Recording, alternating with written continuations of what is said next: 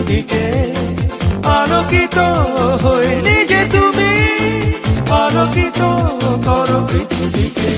তুমি এই দিনে পৃথিবীতে এসেছ, শুভেচ্ছা তোমার। তাই অনাগত ক্ষণ হোক আরো সুন্দর, উচ্ছল দিন কামনা। আজ জন্মদিন তোমার।